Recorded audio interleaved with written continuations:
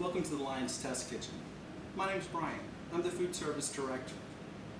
Today we're going to go over a dish that is hearty and great comfort food for your guests, be it that they're buying lunch for work or on their way to a Mardi Gras parade.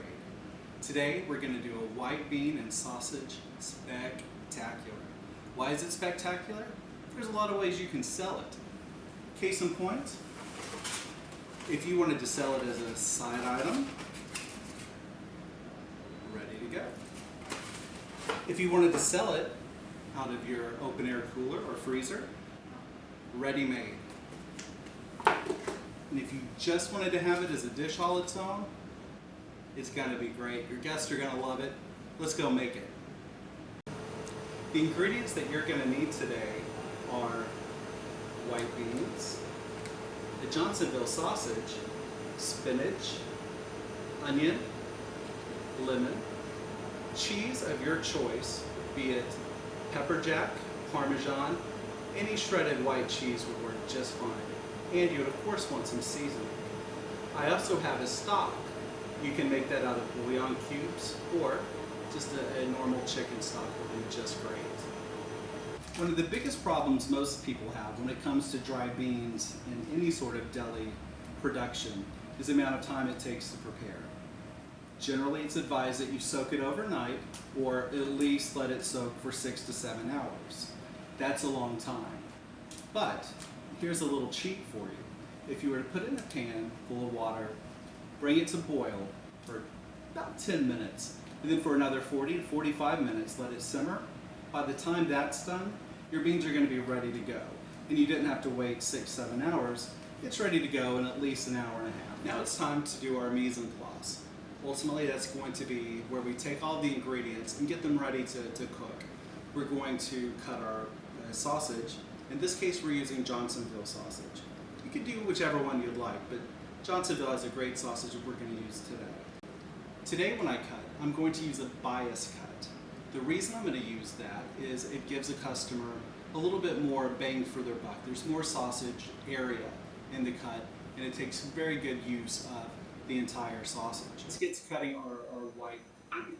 In this case, cut the top off. Be sure to leave the knot on back, because that's what's going to keep it together and make the cut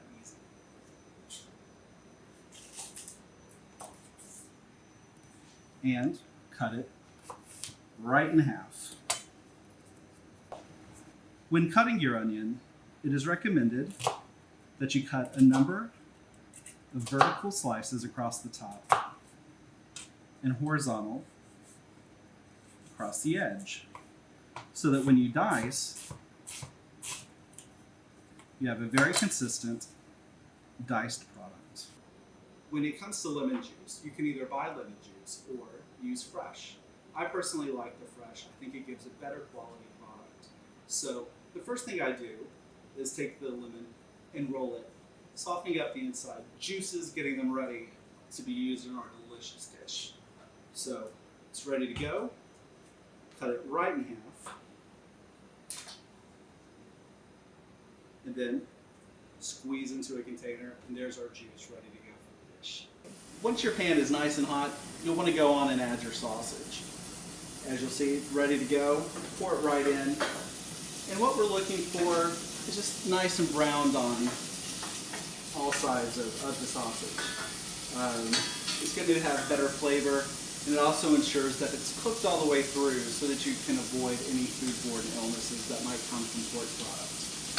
So once you start to see the color that you're looking for on your slices, you'll want to pull those out of the heat. So now that we've taken the sausage off the stove, using the same container, I'm just going to add some olive oil, maybe about 2 tablespoons. Let that get hot. Coat the bottom. Then take the onion that you diced earlier and put that in. You hear that? It's a great noise. That means beautiful things are happening in your kitchen. You're cooking to the point of translucentness with the onions. You want to be able to see through it a little bit, because at that point you're going to want to add your other ingredients. And if you have a look, you can start to see that good things are happening to that onion color, and you're getting some wonderful residue on the bottom. That's just additional flavor. So at this point, we're going to re-add our sausage and the beans that we've been soaking. Sausage goes in. Yum yum. Let's get those beans ready. Be careful if this is still hot from your broil. Don't want to burn yourself. So at this point, we'll add the chicken stock. You'll want to bring this to a boil, and as soon as it hits boil, bring it down to simmer. Simmer for 45 minutes. So it's been about 40-45 minutes since we started cooking the dish. Now it's ready to add the spinach and a few other little things to give it some flavor and pizzazz, razzmatazz. So I've let our chopped spinach thaw. It came to us frozen. It's thawing now. The first thing I'm going to do is actually drain the fluid. We don't want that into the concoction. So let that kind of juice out. You just really want to save the spinach leaves. Okay? Then once that's done, you can just add it to the dish. Now, you don't have to add spinach. You can use kale, or you don't have to use it at all. I will say why it's important. Not just because it's such a healthy dish, but it also adds some needed color.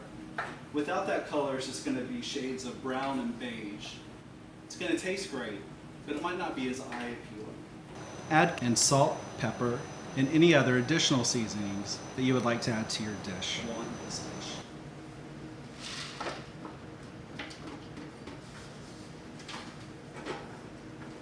Give it a good stir around. And honestly, this is just looking too good to be true. So now we're getting to the point where we're almost completely finished. The last step is a bit fun. You're going to take the beans and with the back of your wooden spoon, press them against the wall of your pot. What this will do is give your dish a little bit of texture, make it a little bit creamier, and just have a little bit of nuance that you might not have if you leave them all whole. But you definitely do want to leave some of the beans whole. All right. Well, now's the time you can put it all together and put it out for your consuming public. Today, we're going to use one of our little clam shells. The neat thing about this, it's ventilated, so it does allow for the steam to rise, which means I can either put it in a warm box, or we can put it in an open-air cooler, or even freezer if you wanted to. So, let's get scooping. Oh my gosh, this smells so good, looks even better. Your guests are going to love it, and your guests are going to thank you most of all for having such a beautiful item inside your store. And there we have it. Let us know what you think of our delicious sausage and white bean spectacular when you cook it in your store. If you have any other dishes that you would like to see us make, let us know. We'd love to try it and see how it goes. Thank you very much, and we'll see you next time.